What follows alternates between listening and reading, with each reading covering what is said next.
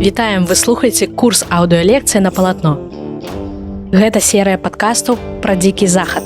У ёй мы даследуем невядомыя тэрыторыі, легендарныя постаці і цікавыя гісторыі, якія сфарміравалі дзікі захад.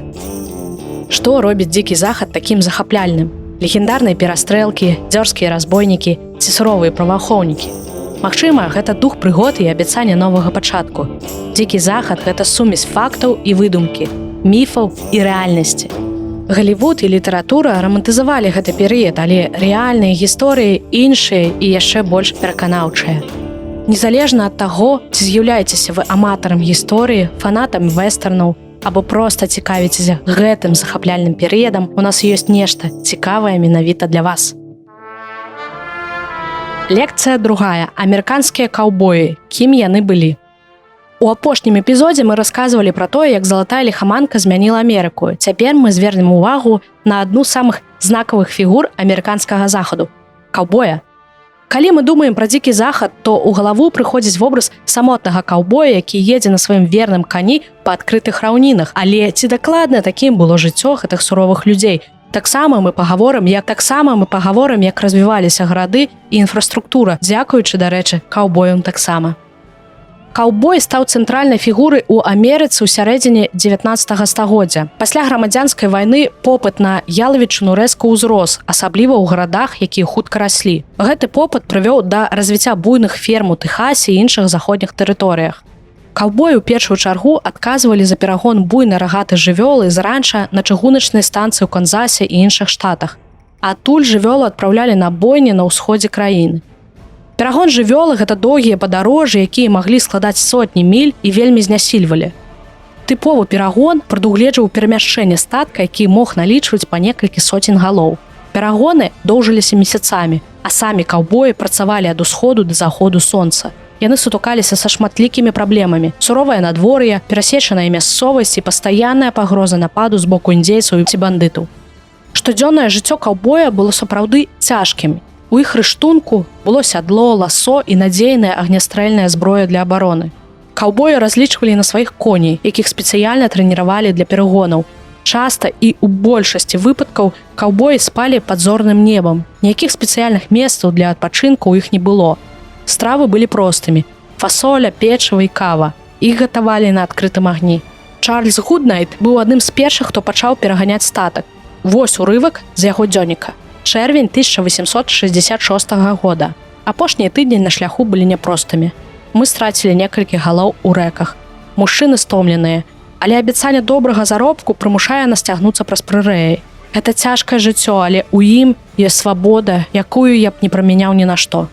Рост жывёлагадоўчай прамысловасці быў выкліканы багаццем адкрытых зямель на захадзе.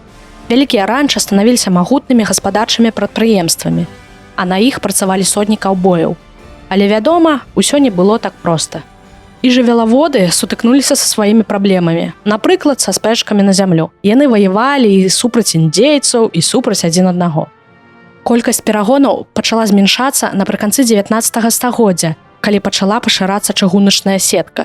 Справа ў тым, што каля чыгуначных станцый сталі будаваць ранчы і разводзіць жывёлу там, і перагоны проста сталі непатрэбнымі. Вобраз каўбоя як белага амерыканца не зусім праўдзівы. Імі былі і афраамерыканцы, мексіканцы і карэнныя амерыканцы. Разам з мужчынамі гэтай справай займаліся і жанчыны. Яны часта кіравалі ранча разам са сваімі мужамі. Сэрцам дзікага захаду былі гарады, і іх росту, канешне ж, спрыялі каўбоі таксама. Гарады дзікага захаду былі ажыўлёнымі цэнтрамі, дзе людзі збіраліся разам, каб будаваць сваё новае жыццё. А якім яно было і як людзі спраўляліся з праблемамі і новымі магчымасцямі? Многія гарады ўзнікалі як простыя паселішчы побач з шахтамі, жывёлагадоўчымі сцежкамі ці чыгуначнымі лініямі. Яны хутка раслі, падсілкоўваліся пасяленцамі, шахцёрамі і прадпрымальнікамі, якія шукалі багацця. А як выглядалі гэтыя гарады? Там абавязкова знаходзілася некалькі асноўных будынкаў – крама, салун і, магчыма, кавальская майстэрня. Калі ў горадзе з'яўлялася больш людзей, то і з'яўлялася больш дадатковых месцаў – банкі, гасцініцы, школы, цэрквы. Школамі часта былі аднапакаёвыя будынкі, дзе дзеці ўсіх узрастоў вучыліся разам. Настаўнікамі, як правіла, былі жанчыны. За іх працу плаціла ўся абшчына. Адным з самых вядомых гарадоў дзікага захаду быў Дэдвуд у паўднёвай Дакоце, якія заснавалі ў 1876 годзе. Жыццё ў горадзе было цяжкім. Спачатку пасяленцам даводзілася будаваць свае дамы з любых даступных матэрыялаў. Доўгі час людзі жылі ў намётах або простых халупах, пакуль не змаглі пабудаваць штосьці больш добрае. У пасяленцаў былі не толькі абмежаваныя рэсурсы, але існавала пастаянная пагроза хвароб. Халера і воспа маглі спустошыць цэлыя паселішчы. У гарадах часта адбываліся стыхійныя бедствы і пажары. Драўляныя будынкі і іх блізкае размяшчэнне рабілі гарады асабліва адчувальнымі да пажару, а паводкі, засухі, суровыя зімы таксама наносілі шкоду маладым паселішчам. Нягледзячы на цяжкасці, гарады былі месцамі, дзе людзі збіраліся разам. Грамадскія мерапрыемствы, танцы, царкоўныя ці гарадскія сходы былі важнымі для падтрымання маральнага духу і наладжвання сувязяў паміж пасяленцамі. Цэнтрам гораду быў салун, там расслабляліся, выпівалі і дзяліліся гісторыямі пасля доўгага працоўнага дня. Салуны прапаноўвалі не толькі алкаголь, але забяспечвалі кліентаў забавамі, прасторы для вядзення бізнесу і палітычных дыскусій. Эканоміка гарадоў была разнастайнай і часта залежала ад яго геаграфічнага становішча. Шахцёрскія гарады квітнелі за кошт здабычы каштоўных металаў, а гарады ўздоўж жывёлагадоўчых шляхоў і чыгунак прывітання каўбоем сталі цэнтрамі гандлю. Уладальнікі бізнесу ў гарадах былі вынаходлівымі і хутка адаптаваліся. Для абароны жыхароў горада там працавалі праваахоўнікі. У многіх гарадах быў шэрыф ці маршал, аднак велізарныя тэрыторыі ускладнялі эфектыўную працу законнікаў. Гараджане часта бралі справу з правасуддзем у свае рукі, каб расправіцца са злачынцамі.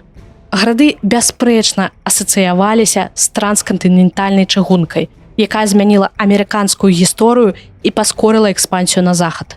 Яе будаўніцтва стала адным з ключавых момантаў у амерыканскай гісторыі, бо чыгунка злучыла ўсходняе і заходняе ўзбярэжжа і зрабіла сапраўдную рэвалюцыю ў транспарце, адыграла вырашальную ролю ў засяленні і развіцці захаду. Да чыгункі падарожжы па Амерыцы былі цяжкімі і займалі шмат часу. Дыліжансы і параходы былі асноўнымі сродкамі для падарожжаў на далёкія адлегласці на пачатку 19 стагоддзя. І на перасячэнні кантыненту патрабаваліся літаральна месяцы. Ідэя транскантынентальнай чыгункі абяцала ўсё змяніць. У 1862 годзе прэзідэнт Авраам Лінкальн падпісаў закон аб ціхаакіянскай чыгунцы, што дазволіла будаўніцтва той самай транскантынентальнай чыгункі. Манументальны праект рэалізоўвалі дзве кампаніі – Union Pacific Railroad і Central Pacific Railroad. Union Pacific сутыкаўся з праблемамі будаўніцтва праз вялікія раўніны і скалістыя горы, а Central Pacific павінна была правесці чыгункі праз горы С'ера-Невада. Праца была цяжкай і небяспечнай, патрабавала вялікай колькасці працоўнай сілы. Працоўная сіла на чыгунцы была разнастайнай і шматнацыянальнай. У Union Pacific працавала шмат ірландскіх імігрантаў, ветэранаў грамадзянскай вайны і вызваленых афраамерыканцаў. У Central Pacific сутыкнуліся з недахопам рабочых і вырашылі гэту праблему праз набор тысяч кітайскіх імігрантаў. Кітайскія рабочыя сутыкнуліся з вельмі цяжкімі умовамі працы, дыскрымінацыяй і небяспечнымі задачамі. Яны пракладвалі чыгунку праз горы ў экстрэмальных умовах надвор'я, будавалі складаныя тунэлі і масты. Дзве чыгункі сустрэліся ў штаце Юта ў 1869 годзе. Завяршэнне будаўніцтва транскантынентальнай чыгункі было адзначанае цырымоніяй, якая засталася вядомай як залатая мыліца. Час у шляху па кантыненце скраціўся з некалькіх месяцаў да тыдня. Чыгунка падштурхнула да росту эканомікі, заахвоціла міграцыю на захад і правяла да хуткага развіцця новых гарадоў. Чыгунка змяніла эканоміку захад. Яна дазваляла эфектыўна транспартаваць жывёлу, карысныя выкапні і сельскагаспадарчую прадукцыю на рынкі па ўсёй краіне. Дзякуючы чыгунцы з'явіліся новыя магчымасці для пасяленцаў. Гарады сталі гандлёвымі і культурнымі цэнтрамі. Яна ж паўплывала на індзейскія плямёны. Будаўніцтва і пашырэнне чыгункі замахнулася на іх землі, парушылі традыцыйны лад жыцця і ўзмацнення канфліктаў з пасяленцамі і ўрадам ЗША. Статкі буйвалаў, важныя для многіх раўнінных плямёнаў, былі знішчаныя. Іх забівалі дзеля забавы і прыбытку. Дзякуй, што былі з намі, вы слухалі эпізод нашых лекцый «Кароткая гісторыя дзікага захаду» пра тое, кім былі каўбоі, як раслі гарады і развівалася чыгунка. У наступным эпізодзе мы раскажам пра законнікаў і бандытаў на дзікім захадзе. Абавязкова закранем самых вядомых персанажаў.